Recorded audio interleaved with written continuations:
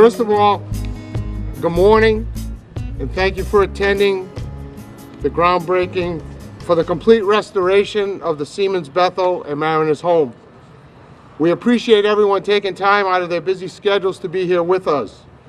I'm Bruce Olivera. I'm the Assistant Treasurer of the New Bedford Port Society and co-chair of the Development Committee. I'd like to introduce the individuals you'll be hearing from in a minute.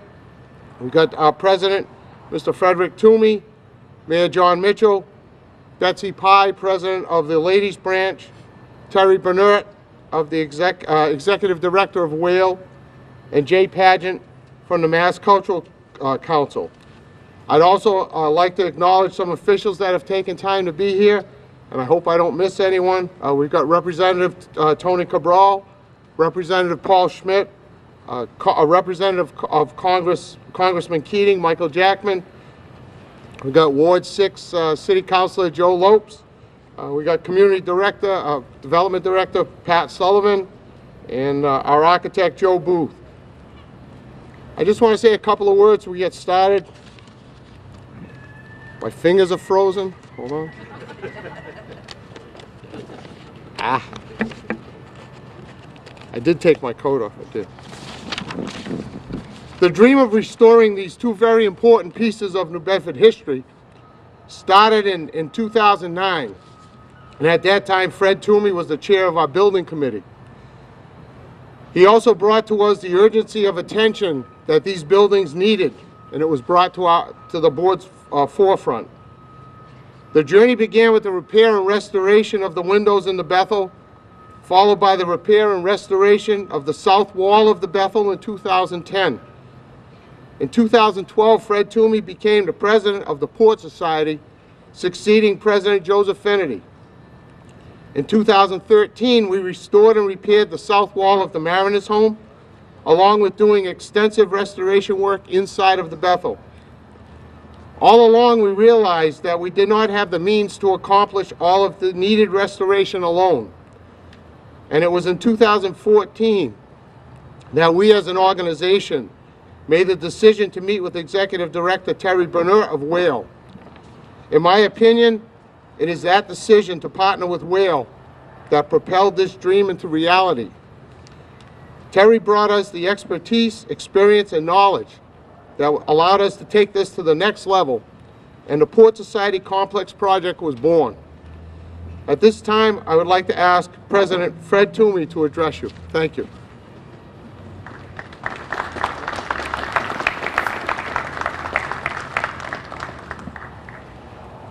Thank you very much. Bruce took a lot of my thunder, but I'll go through with it anyway. I'd like to recognize Council President Linda Morad, who just arrived. Thank you for coming, and good morning. And thank all of you for joining us today as we break ground to preserve and connect two of New Bedford's most iconic and historic buildings. We look to the future while preserving the historic fabric of these structures. As I look out to you who are sitting amongst us, I want to say thank you. You are the ones who are making this project a reality. The endeavor is happening because of your generous contributions, your hard work, and strong desire to keep New Bedford Proud's history alive for future generations to enjoy. The goal of this expansion and renovation effort is to enhance not only the historic significance of these buildings, but also to provide a more vibrant tourist venue, expanded educational programs, and cultural events relative to New Bedford's fishing and maritime history. These efforts will be accomplished through collaborative agreements with the Whaling Museum and Whale. These agreements, along with our renovations, will enable us to provide more exhibits, educational lectures, and accommodating tourists while we continue to provide our chapel for weddings, baptisms, and memorials. I'm getting old, so I got to read all this stuff. I can't remember.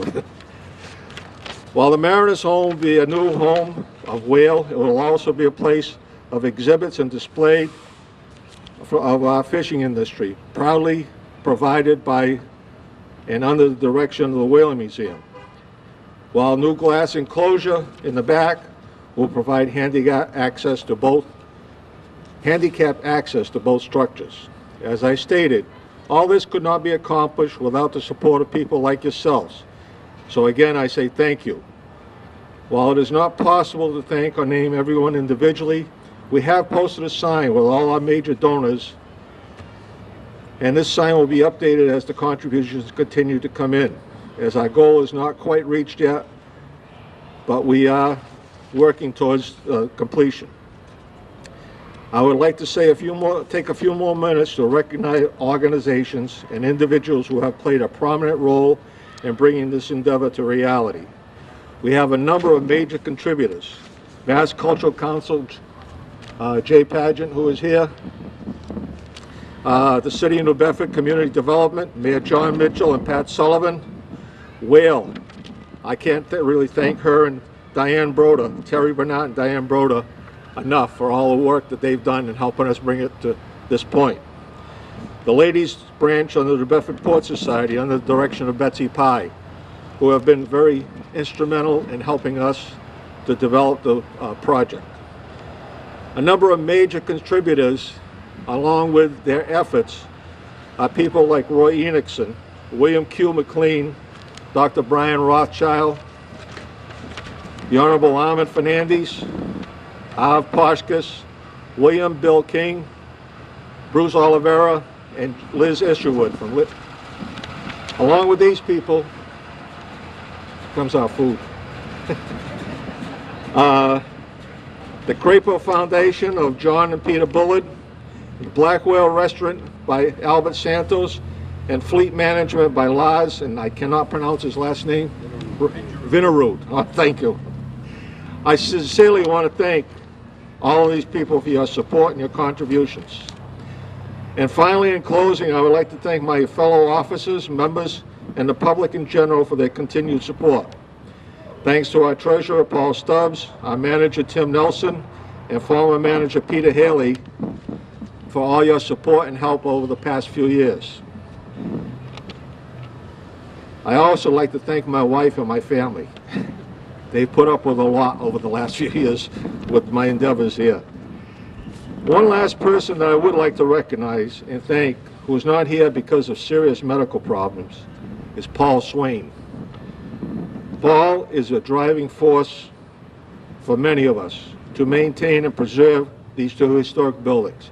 His heart and soul are really embedded into these buildings.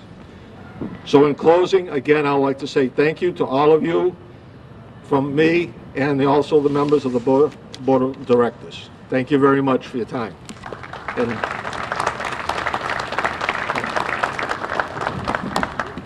watch it. Whoa, that's it. Whoa, that would have been good.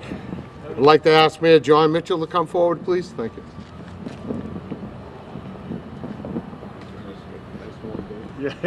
Yeah, real nice warm day. Yeah, remember, so I would suspect just about everybody here is a Moby Dick and Melville and Whaling aficionado, and I can't help but remember the opening in the opening chapter when Ishmael says it's a cold November in my soul. Well, it's a cold May in New Bedford right now. But anyway, thanks for coming out today, and this is a project that we've been looking forward to for a while because for lots of reasons, but I think primarily it's because of the importance of these structures to our city and to our city's identity.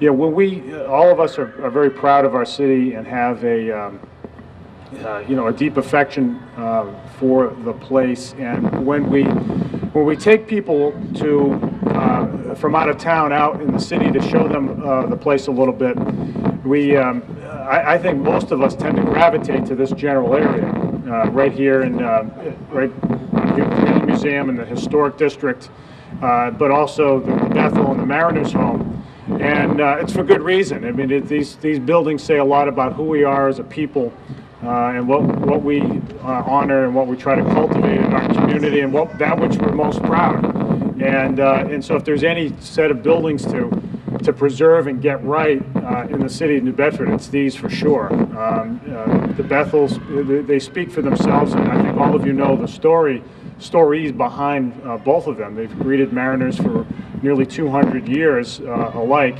and have really made New Bedford, helped make New Bedford a distinct place, a unique place in the world. It's something that we're also so proud of. And for me personally, I'm proud that, you know, my grandfather is one of among the list of fishermen from this city who were lost at sea, who were listed on the wall.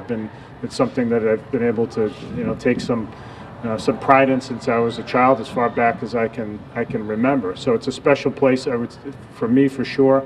It's a special place for everybody in our city, and I can't thank the wonderful team effort, the very deep and committed team effort to make these places come back alive again. Not just to restore them, not just to put them back together as we must, but also to improve them, to make them more accessible, to make them, in every sense of the word, but also integrate these places into the life of the community more through programming, and educational programming in particular, but also in making them part of, you know, what the growing tourist scene here in the downtown, as well as really sort of elevating their profile. I mean, these are great places. They're important, historically important places. They're beautiful architectural buildings, architecturally designed buildings, but they're also, you know, so unique and help make us more unique. So these things don't happen without folks championing the cause. And you know, there were lots of people to thank, and I would be remiss if I started down the list, but I do really want to single out Fred Toomey and Bruce Oliveira for championing this cause. These are two guys who have plenty of other stuff to do. Just trust me, if you sat in on, you know, budget meetings of the school committee in the last few weeks with Bruce and the rest of us, you know, there's plenty of stuff going on. And of course, Fred has so many other things going on in his life in terms of very ably stewarding the school committee at Voc Tech and so many other things in the city, the Friendly Sons. Too long of a list for both of these guys. And you know, they're both great friends, but they're all, for me personally, but they're also great friends of the city. And it's that kind of devotion that we to our community that we have to continue to make infectious. So I would just ask all of you to join me in a round of applause for their collective efforts.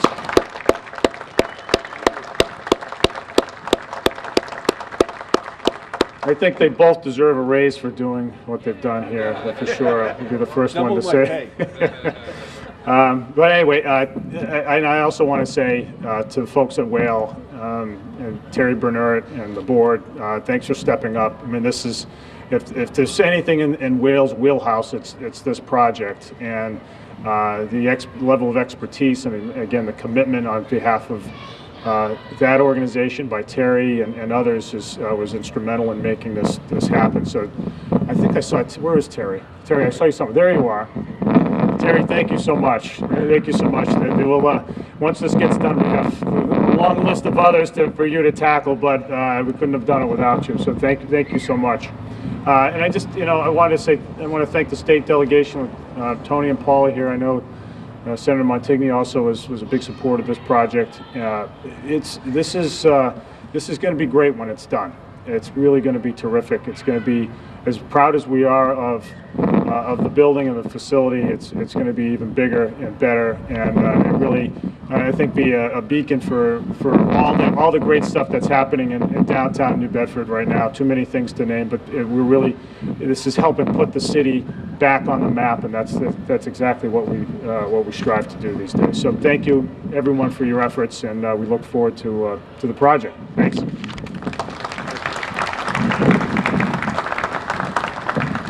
Thank you. A couple other people have kind of shown up quietly. James Russell, we're glad you could come, and County Commissioner John Saunders, I think I saw him also, so thank you for coming. Next, I'd like to ask Betsy Pye, the president of the Ladies Branch of New Bedford Port Society, if she'd like to say a few words.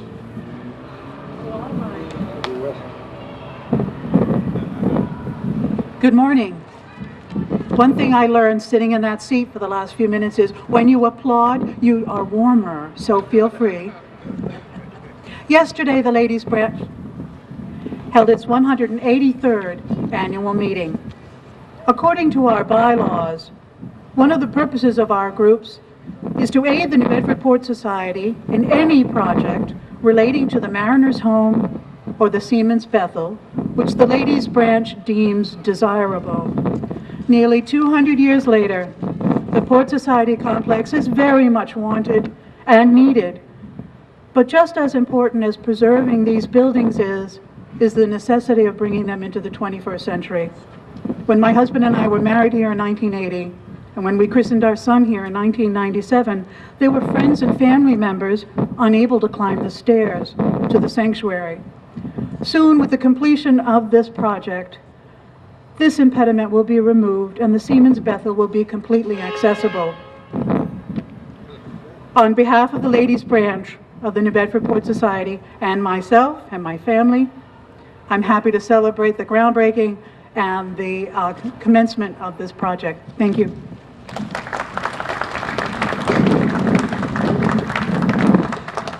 Now I'd like to ask Terry Burnett if you'd like to say a few words on behalf of Whale, please. Thank you. Get over here faster because it's warm. Hi, what a great showing. Thank you so much for coming. It's been a over 2-year process, I think. This was my first project when I started for Whale 2.5 years ago. And it's been such an honor and a pleasure to work with the Port Society. You have no idea the energy Fred, Bruce, Paul Stubbs, and Armand have put into this project. All volunteer. It's just amazing. And I've come to call them friends, and it's just been a great process. Also, R.P. Valois, who's here today, and Joe Booth's team, just amazing to work with. And it's been a great team putting this forward. Also, the supporters that have donated to the project, thank you so much. It's you've really stepped up, and there's too many to count, and they're still coming in. And the mayor and Pat Sullivan's office coming in with community development block grant and just a huge amount of support and assistance. So it's a community project. We're really happy that it's underway, and it is in Whale's wheelhouse. It's the perfect project for us to be involved in. We love to restore buildings for cultural venues, starting with the Zeiterion so long ago, and the Roachstone Stuff House, the National Park Service headquarters. So we want to keep going with projects just like these. So I'm going to stop here because it's really cold out. Thanks so much.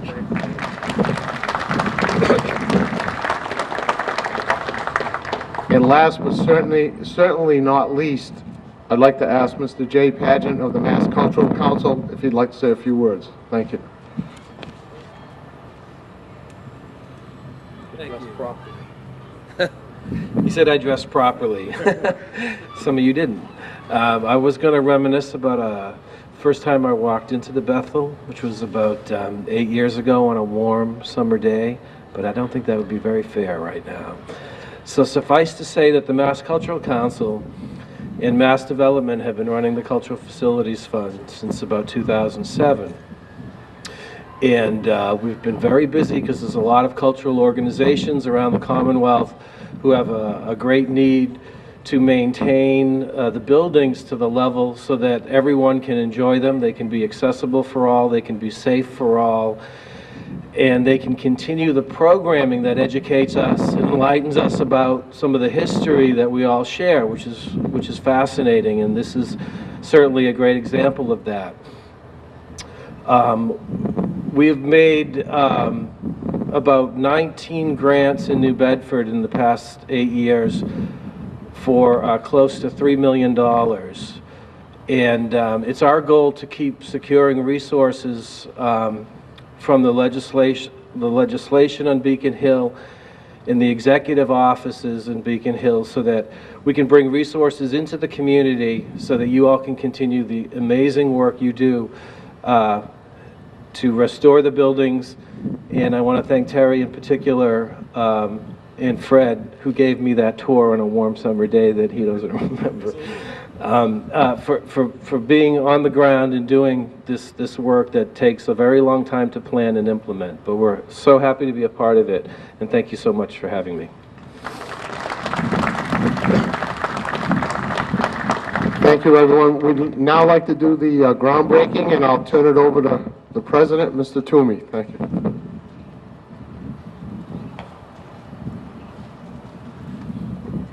At this time, I'd like to ask anybody, I get this, the mayor and a delegation to come up, and we can do the ceremonial digging, passing the shovel and the dirt, and then we'll take the orders after that. All right, you ready? Pick up some dirt. Ooh, look at that. Where'd you get this, Fred? All right, ready? 1, 3. 1, 3. 1, 2, 3. All right. All right, do one more. One more. Okay. All right, 1, 2, 3. Gotta spread the dirt. All right, look at this. This is a bad omen. Hey, look at this. Where's Woodby? What kind of cheap shovel did you guys buy? Look at this.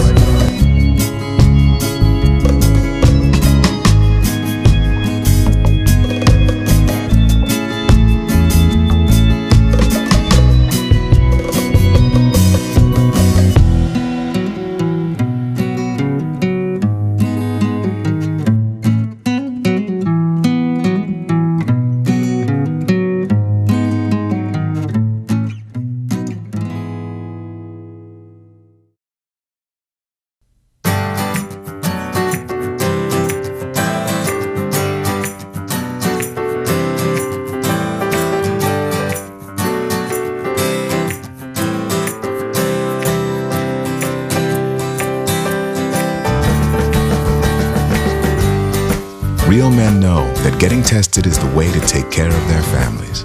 That's why real men wear gowns. For a list of the tests you need, go to ahrq.gov.